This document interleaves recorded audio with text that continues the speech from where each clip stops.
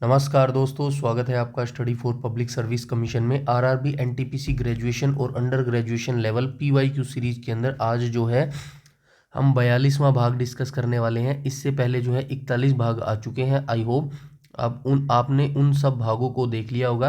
अगर नहीं देखा है तो डेफिनेटली आपको उन सारे भाग्स को देखना चाहिए, जिसकी प्लेलिस्ट आपको इस वीडियो के डिस्क्रिप्शन में मिल जाएगी। कंप्लीट प्लेलिस्ट बना दी गई है, जिसके अंदर हम टोटल 125 शिफ्ट यहाँ पे डिस्कस करने वाले हैं, जो आपके प्रीवियस एग्ज़ाम जब 2019 का जो नोटिफिकेशन आया था आरआरबी एनटीपीसी का, उसमें 125 शिफ्ट में ये एग्ज़ाम लिया गया था। उन सभी 125 शिफ्ट को हम यहाँ पे डिस्कस कर रहे हैं। तो ये आपके एग्ज़ाम के पॉइंट ऑफ व्यू से बेहद इंपॉर्टेंट रहने वाला है, इसीलिए आप इस वीडियो सीरीज को अंत तक जरूर देखिएगा। इसके अलावा कोई भी अगर आपका डाउट है, क्वेरी है या सजेशन है तो आप कमेंट सेक्शन में कमेंट करके बता सकते हैं। साथ में इसकी जो पीडीएफ है वो बिल्कुल फ्री में जो है आप प्राप्त कर सकते हैं।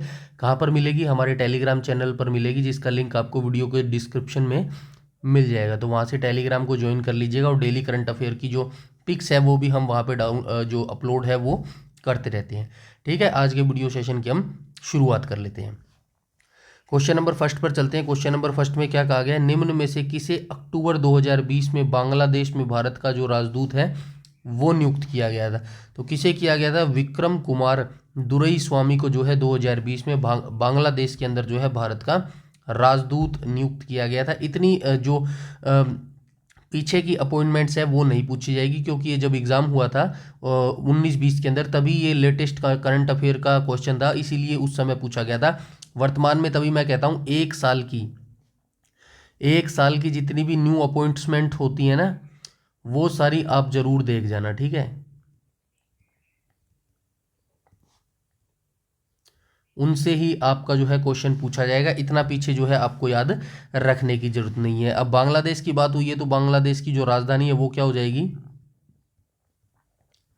ढाका हो जाएगी। ठीक है, मुद्रा हो जाएगी टका। सीमा कितनी साझा करता है भारत के साथ? 4096 किलोमीटर सबसे लंबी सीमा साझा करता है ये। ठीक है, और क्या याद रखना है अभी? और फिलहाल के लिए इतना काफ़ी आपके लिए। और जो सबसे छोटी सीमा साझा करता है वो अफगानिस्तान जो है राजधानी मतलब जो अफगानिस्तान देश है ना, वो सबसे छोटी सीमा भारत के साथ साझा करता है, जिसकी राजधानी हो जाएगी काबुल। और 106 किलोमीटर जो है वो सीमा साझा करता है। ठीक है, ये भी आप याद रखेंगे। चलते हैं नेक्स्ट क्वेश्चन पे। Question number second. Question number second में कहा गया अंतर्राष्ट्रीय अंतरिक्ष स्टेशन पृथ्वी की सतह से कितनी ऊंचाई पर स्थित है? तो ये जो अंतर्राष्ट्रीय अंतरिक्ष स्टेशन है ये पृथ्वी की सतह से कितनी ऊंचाई पर जो है अवस्थित हो जाएगा? तो ये हो जाएगा 400 किलोमीटर। ठीक है, 400 किलोमीटर की ऊंचाई पर जो है ये अंतर्राष्ट्रीय अंतरिक्ष स्टेशन पृथ्वी की सतह से 400 किलोमीटर की ऊंचाई पर अवस्थित है। तो इसके बारे में थोड़ी सी जान लेते हैं। अंतर्राष्ट्रीय अंतरिक्ष स्टेशन, इसकी स्थापना कब हुई थी? इसकी जो स्थापना थी वो 1998 में हुई थी। कई देशों ने मिलकर जो है इसको बनाया था, जैसे कि अमेरिका हो गया, कनाडा हो गया,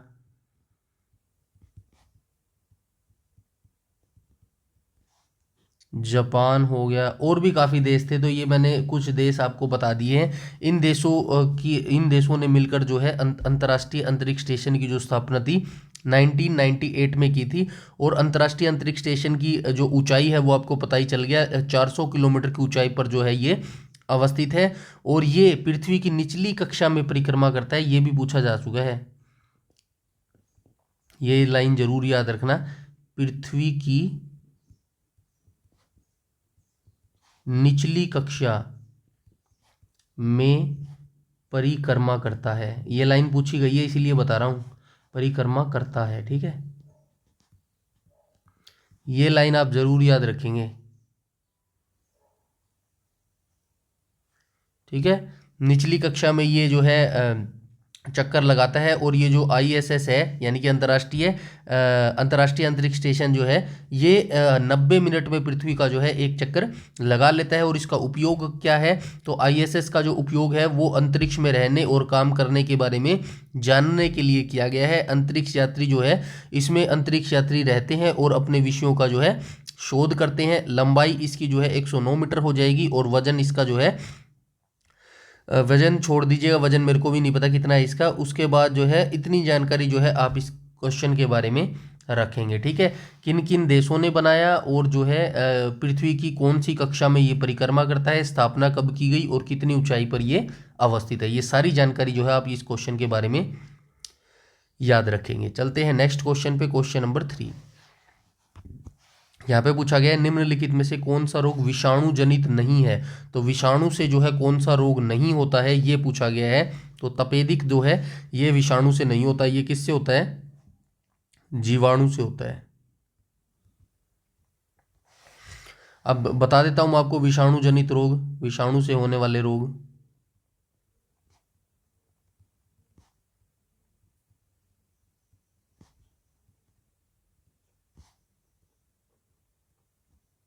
ठीक है, विषाणु से होने वाले रोग की बात करें तो यहाँ पे आ जाएगा, पहला तो चेचक आ जाएगा। ठीक है, चेचक हो जाएगा। उसके बाद जो है छोटी माता हो जाएगी, यहाँ पे लिख देता हूँ,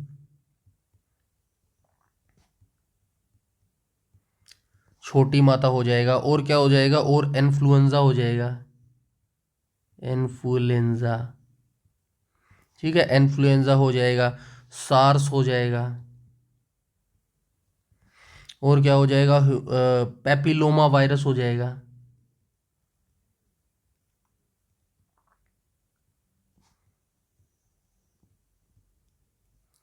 पैपिलोमा वायरस हो जाएगा। और क्या हो जाएगा, पोलियो हो जाएगा, रेबीज हो जाएगा। और क्या हो जाएगा, डेंगू बुखार हो जाएगा, खसरा हो जाएगा।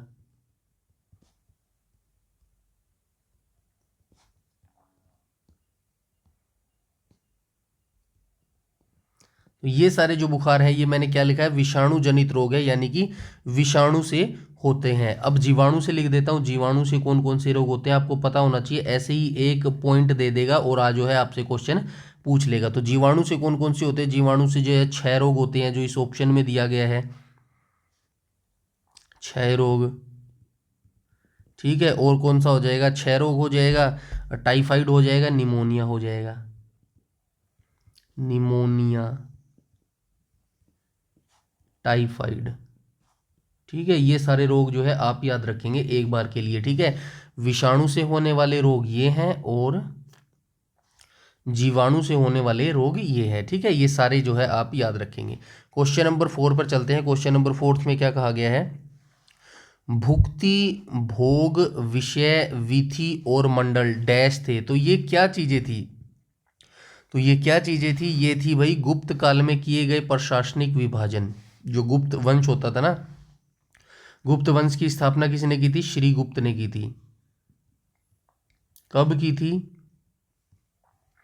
3री शताब्दी के अंत में की थी।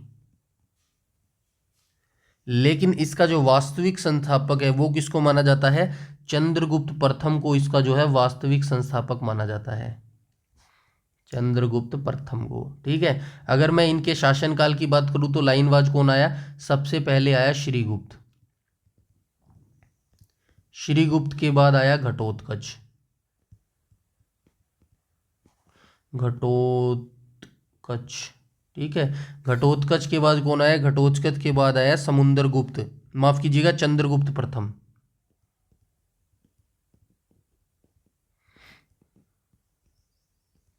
इसके बाद आया समुद्रगुप्त, समुद्रगुप्त के बाद इसका उत्तराधिकारी आया चंद्रगुप्त द्वितीय।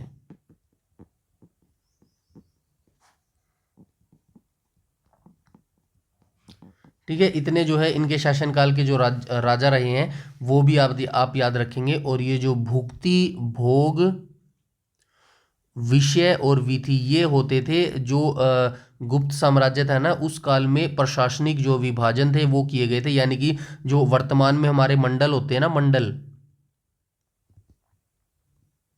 ये उस समय की बात हो रही है, ठीक है। मंडल को विभाजन किया गया था गुप्त वंश के समय में, ठीक है। ये आप याद रखेंगे। चलते हैं नेक्स्ट क्वेश्चन पे, क्वेश्चन नंबर 5 पर। क्वेश्चन नंबर 5 में पूछा गया, निम्नलिखित में से किस बहुउद्देशीय परियोजना का निर्माण नर्मदा नदी पर किया गया था। सभी जानते हैं सरदार सरोवर परियोजना आ जाएगा, ऑप्शन नंबर ए करेक्ट हो जाएगा। सरदार सरोवर परियोजना जो है नर्मदा नदी पर अवस्थित है, ये बात आप याद रखेंगे। नर्मदा नदी, सरदार सरोवर परियोजना नर्मदा नदी पर अवस्थित है, याद रखेंगे, नर्मदा नदी पर। उसके बाद जो ये मेट्टूर परियोजना है, ये किस पर अवस्थित है, ये कावेरी नदी पर अवस्थित है, ठीक है, कावेरी नदी पर अवस्थित है। फरक्का नदी की बात करूं तो कहां पर अवस्थित है, गंगा नदी पर अवस्थित है। और कोरबा नदी की बात करूं तो कोरबा नदी किस पर अवस्थित है, तो कोरबा नदी हसदेव नदी के किनारे अवस्थित है। तो ये बाकी तीन परियोजनाएं भी जो है आप याद रखेंगे कौन सी किस नदी के ऊपर अवस्थित है, ठीक है। चलते हैं क्वेश्चन नंबर 6 पर। क्वेश्चन नंबर 6 में बोला गया, भारतीय संघ की कार्यपालिका का संवैधानिक प्रमुख कौन होता है। वही होता है जो भारत का प्रथम नागरिक होता है। Obviously option number B correct हो जाएगा क्वेश्चन नंबर 6 का। तो भारतीय संघ की कार्यपालिका का संवैधानिक प्रमुख जो है हमारे राष्ट्रपति होते हैं। इनका जो अनुच्छेद है कौन सा है, अनुच्छेद 52 से 62 के बीच में इनका जो है वर्णित किया गया है, ठीक है। अनुच्छेद 52 से 62 के बीच में प्रधानमंत्री आपको दिखेंगे अनुच्छेद 74 और 75 में, ठीक है।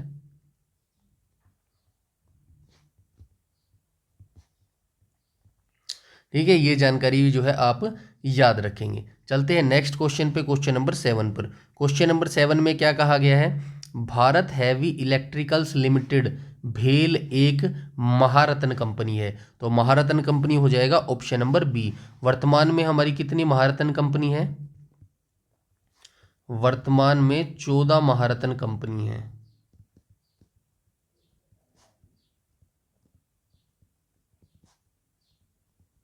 ठीक है। चलते हैं नेक्स्ट क्वेश्चन पे, क्वेश्चन नंबर 8। क्वेश्चन नंबर 8 में बोला गया, निम्नलिखित में से कौन सा कंप्यूटर के हार्डवेयर का एक भाग नहीं है। तो कंप्यूटर के हार्डवेयर का भाग, मॉनिटर तो हार्डवेयर है, कीबोर्ड भी हार्डवेयर है, सीपीयू भी हार्डवेयर है, माइक्रोसॉफ्ट ऑफिस ये एक हार्डवेयर नहीं है, ये एक जो है सॉफ्टवेयर पैकेज है, ठीक है। इसके अंदर आपको तीन जो है चीज़ें मिलेंगी, कौन कौन सी मिलेगी, MS वर्ड मिलेगा,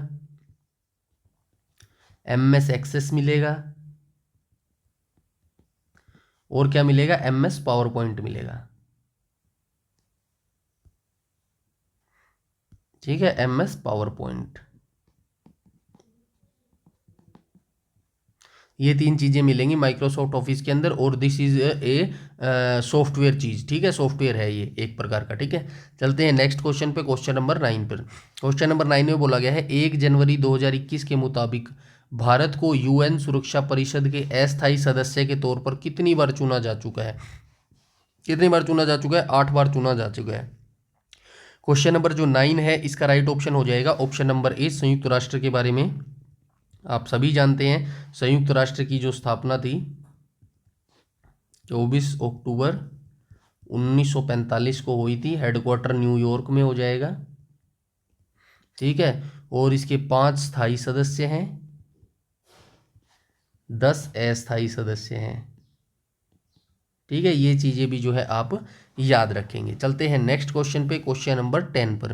क्वेश्चन नंबर 10 में बोला गया, 1857 के विद्रोह, 1857 का विद्रोह जिसे भारत के प्रथम स्वतंत्रता संग्राम के रूप में भी जाना जाता है, या फिर इसको सिपाही विद्रोह भी कहा जाता है, के बाद भारत के अंतिम मुगल सम्राट बहादुर शाह जफर को निर्वासित करके कहाँ भेज दिया गया था। तो ये वर्तमान जो है कहाँ भेज दिया गया था, बर्मा भेज दिया गया था। इसको वर्तमान में म्यांमार के नाम से जाना जाता है, म्यांमार, ठीक है। म्यांमार में इनको भेज दिया गया था। कब भेज दिया गया था, 1858 में जो है इनको भेज दिया गया था, और 1862 में जो है इनकी मृत्यु भी हो गई थी, ठीक है। ये चीज़ें आप याद रखेंगे। ये अंतिम मुगल सम्राट थे। यहाँ के बाद 1862 के बाद जो है इनका वर्चस्व खत्म हो गया था, फिर कोई मुगल सम्राट जो है नहीं बना, ठीक है। ये आप याद रखेंगे। अकबर द्वितीय के ये पुत्र थे, कौन थे, बहादुर शाह जफर थे। और 1857 की क्रांति आप सभी जानते हैं कब शुरू हुई थी, 10 मई 1857 को शुरू हुई थी। और किसने शुरू की थी, मंगल पांडे ने इसको शुरू किया था, वजह आप सभी जानते हैं, चर्बी वाले कारतूस थे और मंगल पांडे को जो है बैरक छावनी से इन्होंने शुरू किया था। ठीक है, चलते हैं नेक्स्ट क्वेश्चन पे। क्वेश्चन नंबर 11 में कहा गया 2011 की जनगणना के निष्कर्ष के अनुसार भारत का सर्वाधिक सघन जनसंख्या वाला राज्य है केंद्र प्रदेश को छोड़कर कहा गया कौन सा है? तो ऑब्वियसली बिहार हो जाएगा, ऑप्शन नंबर सी करेक्ट हो जाएगा क्वेश्चन नंबर 11 का। बाकी जनगणना के बारे में, जो पहली जनगणना थी वो कब हुई थी? 1872 में हुई थी, मायो के समय में। पहली नियमित जनगणना कब हुई थी? नियमित जनगणना हुई थी 1881 में, रिपन के समय में। ठीक है, कुल कितनी जनगणनाएं हो चुकी हैं? कुल हो चुकी है 15 जनगणना। आज़ादी के बाद कौन सी जनगणना थी? आज़ादी के बाद जो है जनगणना थी 7वीं। ठीक है, और सर्वाधिक जनसंख्या वाला जो है 2011 की जनगणना के अनुसार सर्वाधिक जनसंख्या कौन से राज्य में निवास करती है? तो यूपी में करती है। ठीक है, ये भी आप याद रखेंगे। चलते हैं नेक्स्ट क्वेश्चन पे। क्वेश्चन नंबर 12 में पूछा गया 2017 में भारत सरकार द्वारा शुरू की गई सौभाग्य योजना का निम्न में से किस से संबंध है? तो सौभाग्य योजना कब शुरू की गई थी? ये याद रखना, 2017 में शुरू की गई थी। ठीक है, सौभाग्य योजना का जो संबंध है वो किससे हो जाएगा? तो सौभाग्य योजना का जो संबंध हो जाएगा वो बिजली से है। ठीक है, ऑप्शन नंबर बी करेक्ट हो जाएगा। भारत के सभी घरों में बिजली प्रदान करना, यही हमारी सौभाग्य योजना है, जिसका लॉन्च डेट है वो 2017 है, यानी कि 2017 में सौभाग्य योजना को शुरू किया गया था। क्वेश्चन नंबर 13 की बात करूं तो 13 में कहा गया मध्यकाल में लिखे गए महाकाव्य पद्मावत के लेखक कौन है? 1540 में लिखा गया था इसको। किसने लिखा था? मलिक मोहम्मद जायसी।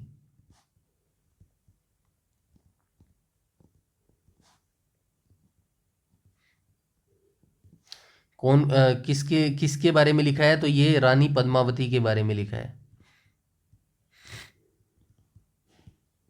किनकी पत्नी थी ये? तो ये पत्नी थी राणा रतन सिंह की।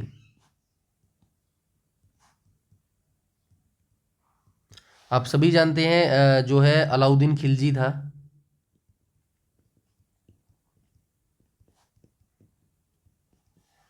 अलाउद्दीन खिलजी जो था इनके रूप पर आसक्त हो गया था, इसी को ध्यान में रखते हुए इसने जो है इसके ऊपर जो है हमला किया था राणा रतन के ऊपर, और जो है इनको पद्मावती को ये पाना चाहता था, लेकिन जो है रानी जो पद्मावती थी वो भी अपने जो है दृढ़ संकल्प उनका था, और उन्होंने जो है इनके हाथ ना आने के लिए जो है लास्ट में जोहर कर लिया था।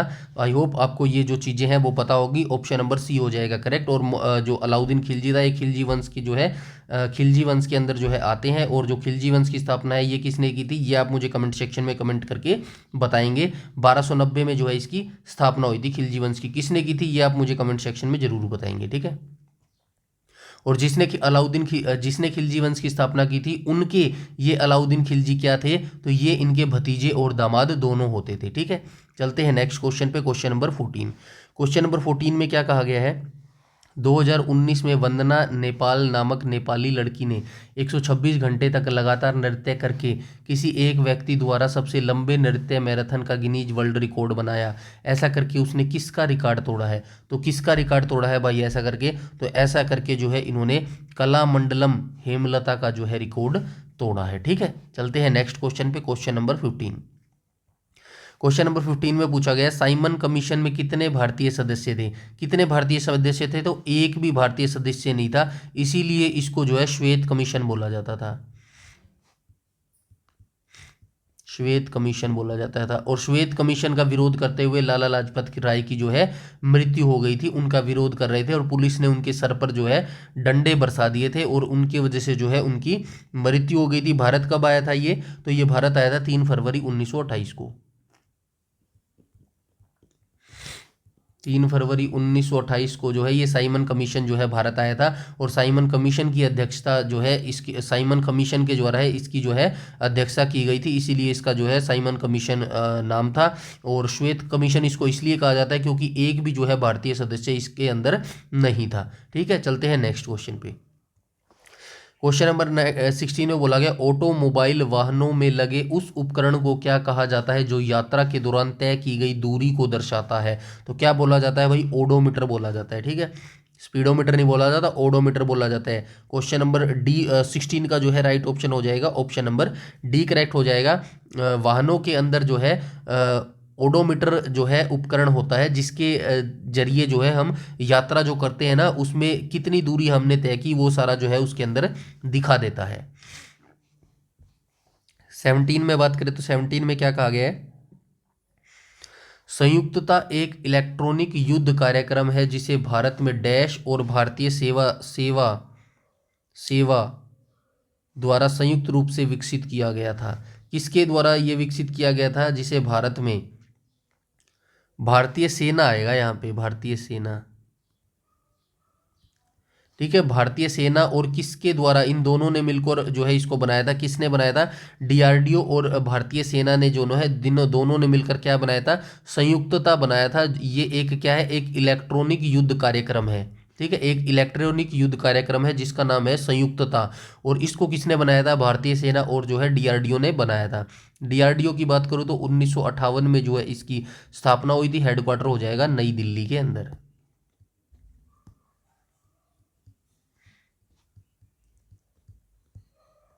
ठीक है, नई दिल्ली में जो है इसका हेडक्वार्टर हो जाएगा। क्वेश्चन नंबर 17 का जो है राइट ऑप्शन हो जाएगा ऑप्शन नंबर बी। चलते हैं नेक्स्ट क्वेश्चन पे, क्वेश्चन नंबर 18 में कहा गया उस व्यक्ति का नाम बताइए जिसने 1917 में महात्मा गांधी को चंपारण लाने में महत्वपूर्ण भूमिका निभाई थी। तो राजकुमार शुक्ल थे ये, शुक्ल या फिर शुक्ला कुछ भी कह लीजिए। इन्हीं व्यक्तियों ने जो है महात्मा गांधी को चंपारण आने के लिए कहा था। ठीक है, महात्मा गांधी के बारे में अब मैं बहुत बार बता चुका हूँ। इनका जो जन्म है पोरबंदर गुजरात में हुआ था 1869 में। उसके बाद ये 1893 में जो है अफ्रीका चले गए थे अब्दुल्ला का केस लड़ने के लिए। 1915 में ये भारत आ गए थे, जिसके बाद इनको जो है गर्मजोशी से इनका जो है स्वागत किया गया था। उसके बाद जो है इन्होंने काफ़ी सारे आंदोलन किए। 1917 से लेके 1942 तक जो है इन्होंने काफ़ी सारे जो है आंदोलन किए थे। ठीक है, ये मैं बता भी चुका हूँ प्रीवियस वीडियो में, तो आपको देखनी चाहिए वो वीडियोस। ठीक है, 1917 से 1942 तक इन्होंने जो है काफ़ी महत्वपूर्ण आंदोलनों में भाग लिया था। और 1948 में जो है नाथूराम गोडसे ने इनकी जो है गोली मारकर हत्या कर दी थी। ठीक है, ये सारी जानकारी भी आप याद रखेंगे। 30 जनवरी 1948। चलते हैं नेक्स्ट क्वेश्चन पे। क्वेश्चन नंबर 19 में बोला गया नगर पालिका का सदस्य बनने के लिए आवश्यक न्यूनतम आयु कितनी होनी चाहिए? 21 वर्ष होनी चाहिए। ऑप्शन नंबर ए करेक्ट हो जाएगा क्वेश्चन नंबर 19 का। और ये किस संविधान संशोधन के तहत जो है वैलिड किया गया था? तो ये किया गया था 74वें संविधान संशोधन।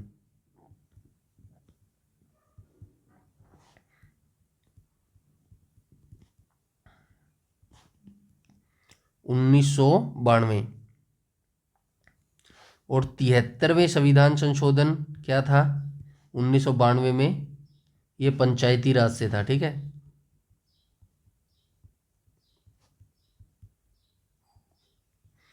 ये नगर पालिका।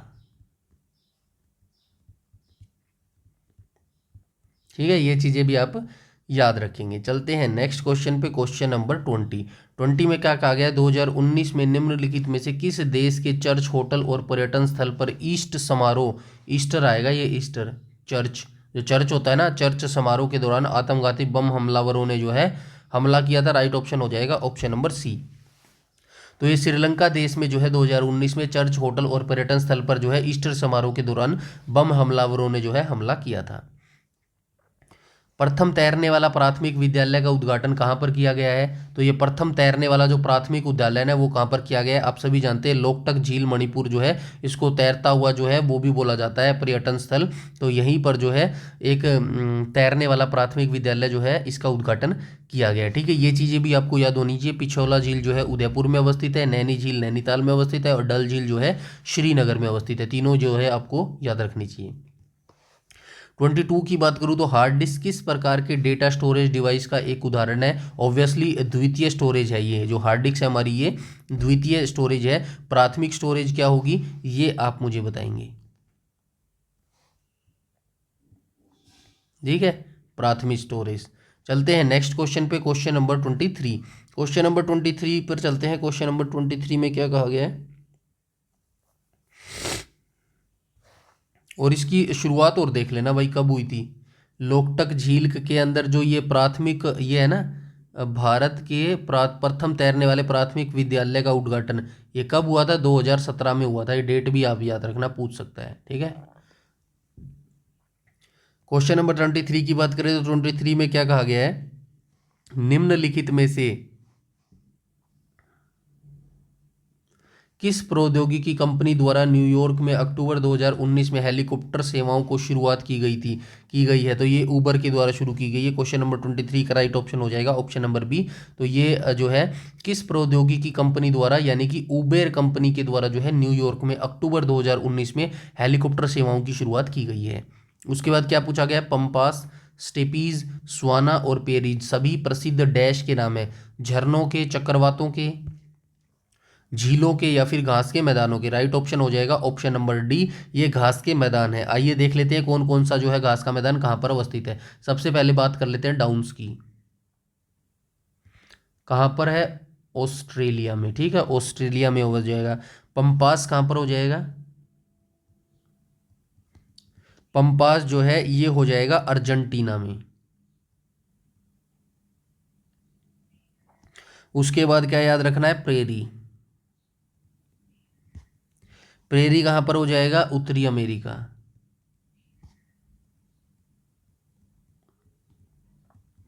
उसके बाद क्या याद रखना है? सवाना। सवाना कहाँ पर हो जाएगा? सवाना हो जाएगा अफ्रीका। इसके बाद आप याद रखना है सेल्वास। सेल्वास कहाँ पे हो जाएगा? दक्षिण अमेरिका।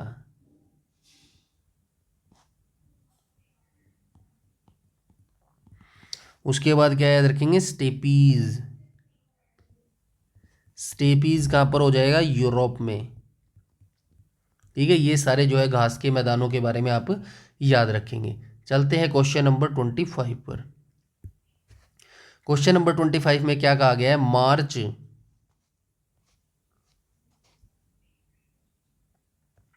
मार्च 2016 में सभी राष्ट्रीय राजमार्गों को रेलवे लेवल क्रॉसिंग से मुक्त करने और उनके बने पुराने पुलों को नवीकृत करने और उन पर नए पुलों के निर्माण हेतु किस योजना की शुरुआत की गई थी? तो ये भाई मार्च 2016 में जो है एक योजना की शुरुआत की गई थी, जिसका मकसद था जितने भी नेशनल हाईवे हैं उनको रेलवे क्रॉसिंग मुक्त करना।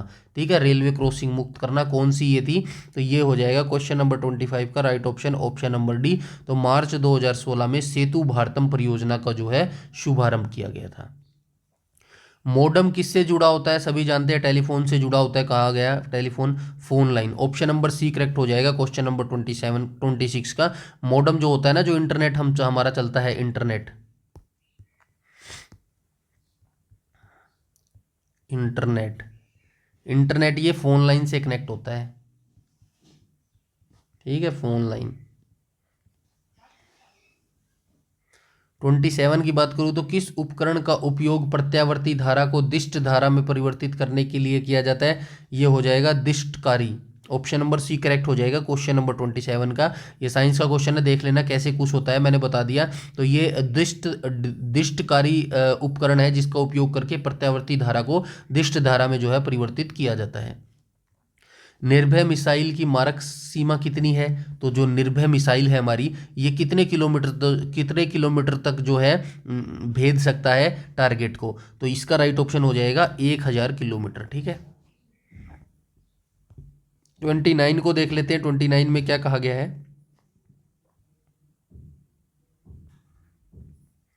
29 में कहा गया स्वतंत्र भारत का पहला नदी बांध इनमें से किस नदी पर बनाया गया? तो सबसे पहले जो है पहला नदी बांध किस नदी पर बनाया गया? तो ये दामोदर नदी पर बनाया गया। इसके बारे में मैं आपको बता देता हूँ। स्वतंत्र भारत की पहली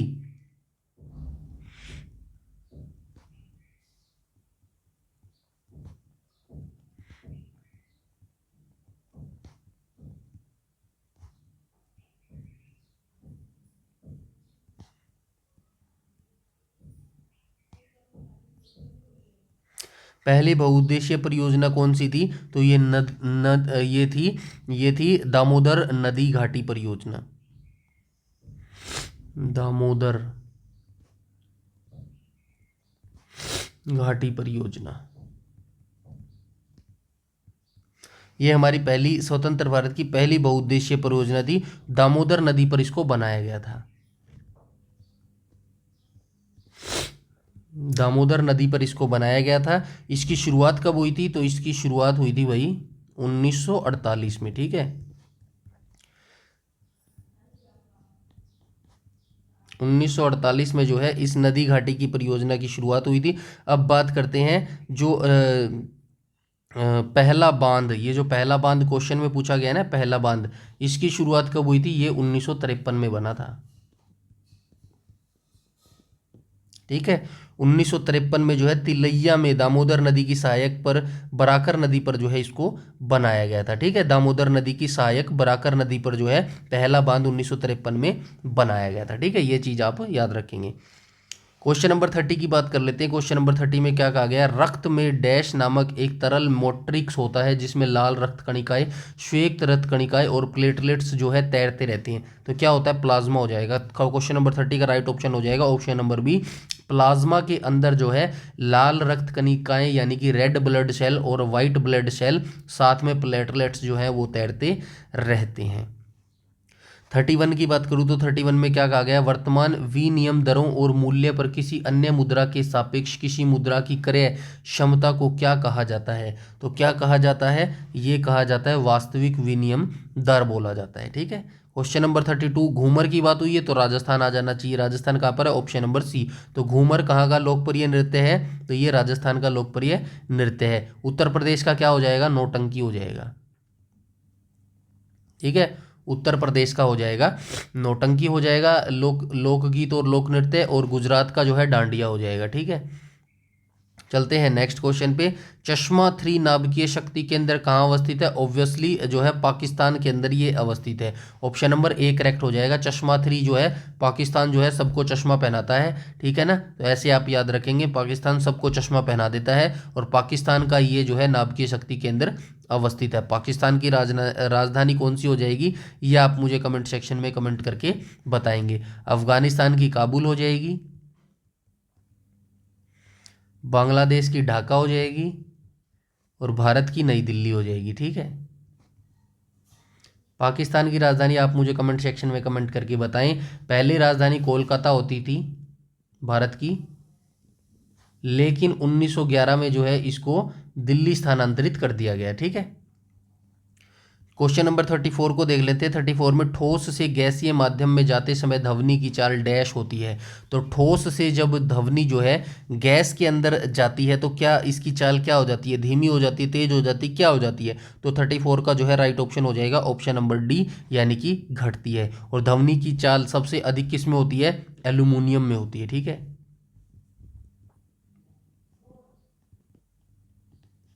सर्वाधिक चाल जो है एल्यूमिनियम के अंदर होती है। उसके बाद पूछा गया सल्तनत शाह का गयासुद्दीन बलबन, ये बलबन आएगा यहाँ पे, बाल बाल लिख दिया है।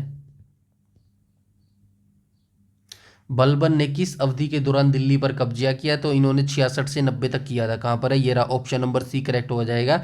66 से लेके 87 तक जो है इन्होंने कब्जा किया था। ठीक है, ये गयासुद्दीन बलबर के बारे में यहाँ पे बात हो रही है। 36 की बात करूँ तो 36 में क्या कहा गया है? भारत की संप्रभुता, एकता और अखंडता को बनाए रखना और उसकी रक्षा करना डैश है। तो ये क्या हो जाएंगे? हमारे मौलिक कर्तव्य हो जाएंगे। ऑप्शन नंबर डी करेक्ट हो जाएगा। क्वेश्चन नंबर 36 का मौलिक कर्तव्यों को विचार जो है मौलिक कर्तव्य हमने कहाँ से ग्रहण किए हैं? तो ये हमने रूस के संविधान से लिए हैं। किस अनुच्छेद में आते हैं? अनुच्छेद 51 के अंतर्गत आते हैं। 51 ए में आते हैं। कुल मौलिक कर्तव्य कितने हैं? 11 मौलिक कर्तव्य हैं। तो ये 10 थे शुरुआत में जब इनकी हुई थी, लेकिन बाद में एक को और जो है जोड़ दिया गया था। ठीक है, वर्तमान में कुल 11 मौलिक कर्तव्य हमारे हैं। और किस संविधान संशोधन के द्वारा जोड़ा गया था? 42वां संविधान संशोधन 1976, जिसको मिनी कॉन्स्टिट्यूशन भी बोला जाता है। ठीक है, ये चीज़ें भी आप याद रखेंगे। सिफारिश किसने की थी? स्वर्ण सिंह कमेटी ने, स्वर्ण सिंह समिति। ठीक है, ये भी आप याद रखेंगे। क्वेश्चन नंबर 37 की बात करें तो हैदराबाद के चार मीनार का निर्माण हैदराबाद में है। चार मीनार, इसका निर्माण किसने करवाया था? कुली कुतुब शाह ने। कब करवाया था? 1591 में करवाया था। ठीक है, 1591 में जो है इसका निर्माण करवाया था। ठीक है, चलते हैं नेक्स्ट क्वेश्चन पे 38 पर। 38 में क्या कहा गया, निम्नलिखित में से कौन सी उत्पादन गतिविधियां CO2 की सबसे बड़ी उत्सर्जक है। तो राइट ऑप्शन हो जाएगा फसल, मांस, कपड़ा, ताप। राइट ऑप्शन हो जाएगा ऑप्शन नंबर डी। तो निम्नलिखित में जो ताप विद्युत उत्पादन है, ये गतिविधियां CO2 की सबसे बड़ी उत्सर्जक हैं। 39 की बात करें तो डैश को कोशिका के पावर हाउस के रूप में जाना जाता है, माइट्रोकांड्रिया। दुनिया जहान का ये क्वेश्चन पूछ लिया जाता है SSC रेलवे के अंदर। ठीक है, तो माइट्रोकांड्रिया का जो है पावर हाउस के रूप में जाना जाता है। ये हमारे जो है आज के क्वेश्चन थे, जो हमने यहाँ पे 42वां पार्ट जो है डिस्कस कर लिया है। आपको सारे पार्ट ये देखने हैं अगर आप अपनी CBT 1 को जो है क्लियर करना चाहते हैं। कोई भी आपका डाउट है कोई भी अगर आपका डाउट है, क्वेरी है, सजेशन है, कमेंट सेक्शन में कमेंट करके बता सकते हैं। चैनल पर पहली बार विजिट कर रहे हैं तो चैनल को सब्सक्राइब कर लीजिएगा और बेल आइकन बटन को टैप कर लीजिएगा, ताकि समय पर आपको सारी नोटिफिकेशन मिलते रहें। साथ में हमारा टेलीग्राम चैनल जरूर ज्वाइन कर लेना, जिससे जो है लेटेस्ट अपडेट जो है आपको समय समय पर मिलती रहेगी। इस वीडियो में इतना ही, तब तक के लिए धन्यवाद।